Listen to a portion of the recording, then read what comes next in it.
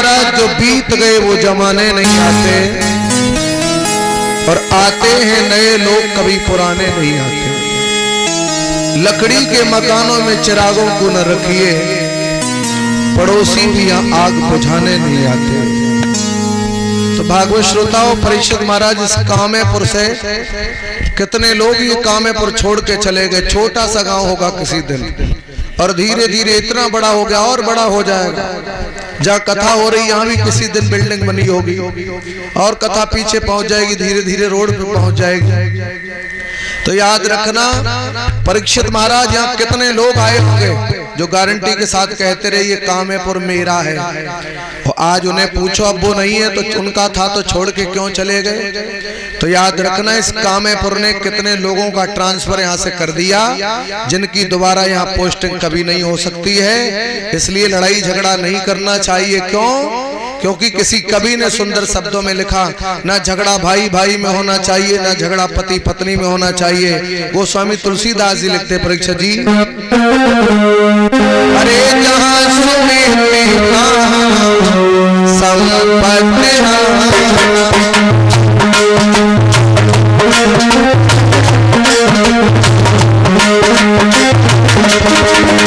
जहाँ सोने पीता संपत्ति जहाँ भूमि पीता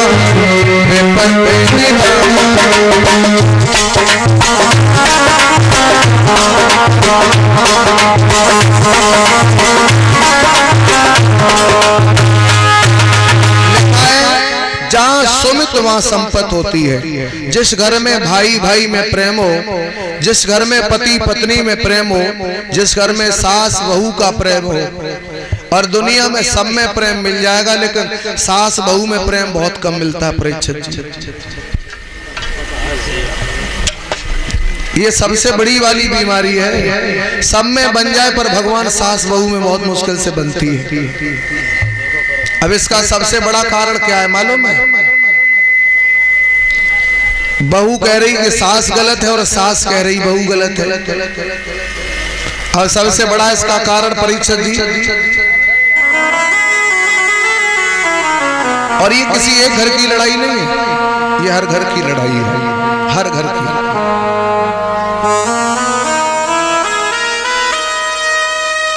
और नहीं तो कामेपुर वालों अगर चाहो तो यहाँ दिखा दे पंडाल में आपको, क्योंकि यहाँ तुरंत पेपर होते, तुरंत रिजल्ट निकल आता है।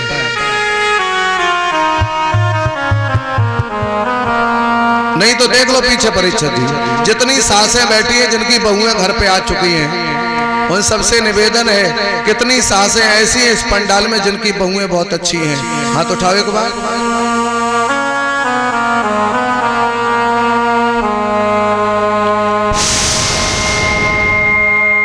बहुएं थोड़ी घर में आई,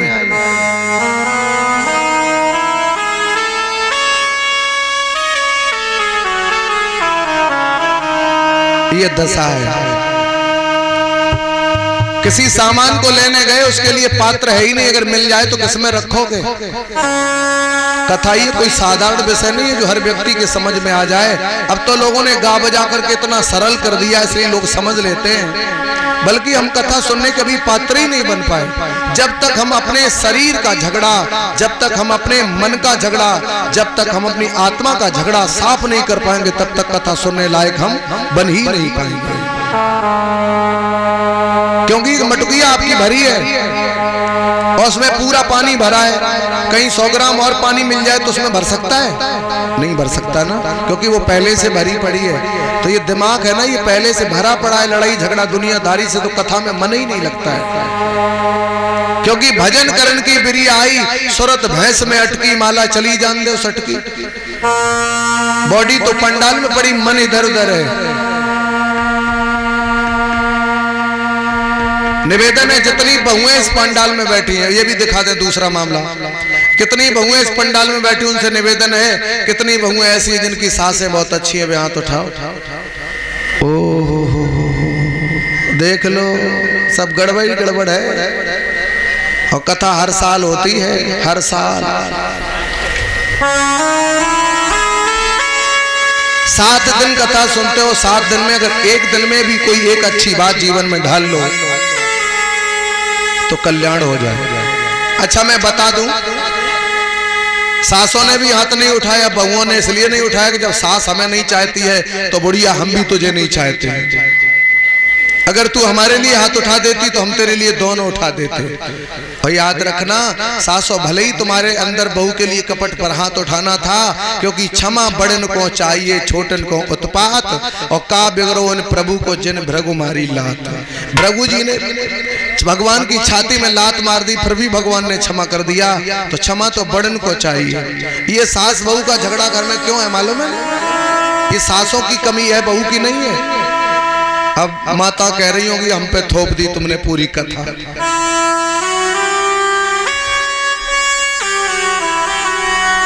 सासों की गलती है, बहू की कम गलती है। क्यों?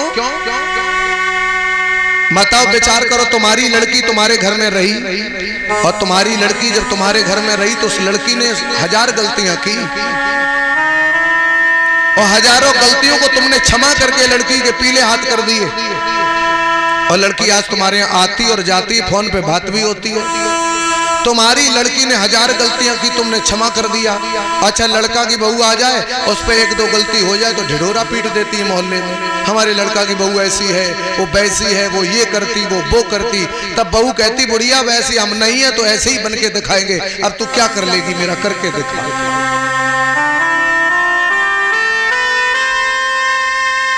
तुमने अपनी बेटी की 100 गलती माफ की, अगर बहू से 10 हो जाए तो वो गलती माफ कर दो, वो भी तुम्हारी बेटी है। और अगर तुमने बहू के साथ बेटी जैसा बर्ताव किया होगा तो कोई बहू ऐसी नहीं है जो तुम्हारे साथ अपनी मां जैसा बर्ताव ना करे। पर बदलना तुम्हें पड़ेगा, जब तक तुम नहीं बदलोगे तब तक कोई नहीं बदल पाएगा। क्योंकि इंद्र हो बर तिल जरे और खेत गेहूं को खाए, और राजा हो चोरी करे, फिर न्याय कौन से जाए? प्रजा का जब राजा ही खराब होगा, चोरी करेगा, तो प्रजा के हालात खराब हो जाएंगे। मैं बिल्कुल रियल बात बता रहा हूँ साहब। मैं स्कूल में पढ़ता था तो हमारे क्लास में एक लड़का था, बीड़ी पीता था। मैं कक्षा 9 में पढ़ता था, और वो बीड़ी पीता था, उसको आदत लग गई। अपने बाबा को बीड़ी जला के देने जाता होगा तो रास्ता में 1-2 फूंक मार लेता था, तो उसको हैबिट पड़ गई। तो बाबा के बंडल में से वो बीड़ी 1-2 निकाल करके लाता था। एक दिन उसने क्या किया, घंटा खाली था तब तक उसने बीड़ी जलाई, और बीड़ी जला के जैसे उसमें खींचने लगा तब तक उधर से क्या हुआ, गुरुजी आ गए। अब बीड़ी उसने बुझा नहीं पाई तो ऐसे ही पीछे कर ली, और पीछे वाले की टांग में लगी तो पेंट जला उसकी खाल जल गई। और वो तुरंत चिल्लाने लगा, है गुरुजी इसने तो जला दिया। क्या हुआ? बोले बीड़ी से जलाया। तो गुरुजी ऑफिस में भागे और रोल उठा के लाए। गुरुजी ने हाथ पकड़ा और चेला के मारने चले, कहा नालायक बीड़ी पीता है। अच्छा गुरुजी पहले से राजश्री पुड़िया डाले थे मुंह में, तो जैसे ही चेला का हाथ पकड़ा कि नालायक बीड़ी पीता है, चेला ने डंडा पकड़ा, गुरु से बोला नालायक तू तंबाकू खाता है। अब बताओ गुरु मारने की पोजीशन में रहे, क्योंकि जब तक अवगुण अपने अंदर से नहीं निकाल पाओगे, जब तक तुम खुद नहीं संभल पाओगे, तब तक संसार में किसी को नहीं संभल पाओगे। मैं स्कूल में पढ़ता था, आप सब पढ़े होंगे, जब प्रार्थना होती थी लाइन सीधी नहीं होती थी। अच्छा जब लाइन सीधी नहीं होती थी तो गुरुजी ने एक फार्मूला बताया, बड़े दिमाग से सुनना, बात हम कहीं की कह रहे पर बात अब आप समझना कहीं। तो लाइन सीधी नहीं होती थी तो गुरुजी ने एक फार्मूला बताया कि लाइन में खड़े हो जाओ और अपने से आगे दूसरे लड़का की खोपड़ी से तीसरे की खोपड़ी देखो, अगर दिखाई ना पड़े तो लाइन यहाँ से चाहे शाहबाद तक हो, लाइन अपने आप क्लियर हो जाएगी। तो याद रखना, खुद संभलो, अपनी पत्नी को संभालो, अपने बच्चों को संभालो। जब आप में परिवर्तन और बदलाव हो जाएगा तो तुम्हारे पड़ोसी में भी निश्चित बदलाव हो जाएगा। क्यों? देखा होगा तुम अपनी बेटी का विवाह गेस्ट हाउस में करना, पड़ोसी चाहे कर्जा ले ले फिर करेगा वही काम वो भी। तो इसलिए जब तुम संभलोगे तो पड़ोसी भी संभलने की कोशिश करेगा, और तुम बिगड़ोगे तो पड़ोसी संभलने की कोशिश नहीं, वो भी बिगड़ने की कोशिश करेगा। तो इसलिए किसी कवि ने सुंदर शब्दों में वर्णन किया है, माताओं पहले अपने आप को संभलना पड़ेगा, और जब हम बहू के साथ बेटी जैसा बर्ताव करेंगे तो बहू हमारे साथ निश्चित माँ जैसा बर्ताव करेगी। सास बहू का रिश्ता मत रखो, सास बहू के रिश्ते में तो नेवला और सांप जैसा झगड़ा है ही है। इसलिए बहू से बहू मत कहो, बहू सास से सास मत करे, तुम उससे बिटिया कहो और वो तुमसे माँ कहेगी। झगड़ा ही नहीं जीवन में हो सकता है। और अगर झगड़ा रहेगा तो कभी घर में लक्ष्मी नहीं आती है, वो चाहे पति पत्नी का झगड़ा हो चाहे किसी का हो। एक जगह पति पत्नी में झगड़ा रहता था, एक लड़का था। अच्छा ये होता कई एक पत्नी ऐसी होती वो सुबह उठ के सबसे पहले पति से ही लड़ जाएंगी। तो 3 प्राणी घर में थे। अच्छा कभी कभी पूजा कर लेते तो एक दिन शंकर जी प्रकट हो गए। शंकर जी जब प्रकट हो गए तो कहा वरदान मांग लो। शंकर जी बोले एक काम करो, तुम 3 प्राणी हो, तुमको हम एक एक वरदान देंगे, मांग लो। तो सबसे पहले वो दादाजी का नंबर आया, बोले तुम वरदान मांग लो। दादाजी बोले महाराज हम इस बुढ़िया से बहुत दुखी हैं, तुम एक काम करो इस बुढ़िया को सुअरिया बना दो। भगवान ने एक वरदान देने के लिए कहा था, भगवान बोले मस्त ऐसा ही होगा, तो बुढ़िया सुअरिया बन गई। अब बुढ़िया जब सुअरिया बन गई तो दूसरा नंबर आया वो सुअरिया बुढ़िया का वरदान मांगने का।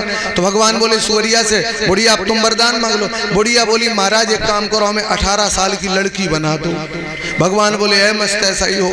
अब जब 18 साल की लड़की बन गई वो, अब बुढ़े देख रहे हैं, अब लड़का और बचा है वरदान के लिए। अब लड़का खुशामत, बाप लड़का की खुशामत कर रहा, बेटा अम्मा अपनी जैसी हती वैसी बनवा लो, नहीं तो जे अम्मा तो रोटी देने वाली नहीं है।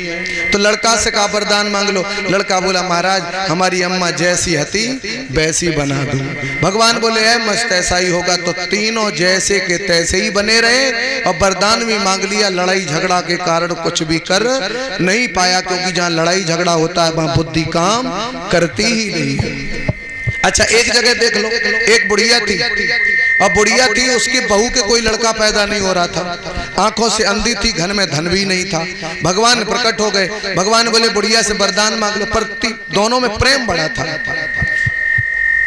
भगवान ने कहा वरदान मांग लो। बुढ़िया ने सोचा अगर आंखें मांग रहे हैं तो दौलत नहीं, दौलत मांग रहे हैं तो बहू के बेटा नहीं, क्योंकि जो जीवन में सोच समझ के काम करते हैं वो सदा सफल होते हैं, क्योंकि बिना विचारे जो करे सो पाछे पछता है। बुढ़िया ने कहा प्रभु हमें थोड़ा मौका दे दो, 1 घंटे बाद आना। भगवान 1 घंटे बाद आए, वरदान मांग लो। बोले प्रभु वरदान? बोले हाँ। बोले एक देंगे? बोले मांग लो। बुढ़िया बोली हे प्रभु आपकी बड़ी कृपा जो आप हमारे यहाँ आए और आप हम एक ही वरदान मांग रहे। बोले मांग लो। बोले बाबा जी हमारे यहाँ सोने के पालना में लालना खेले और हम देखें। एक ही वरदान भाव, यानी सोने के पालना में बहू के कोई बेटा नहीं तो वो लालना खेले और हमारी आंखें फूटी सो हम देखें।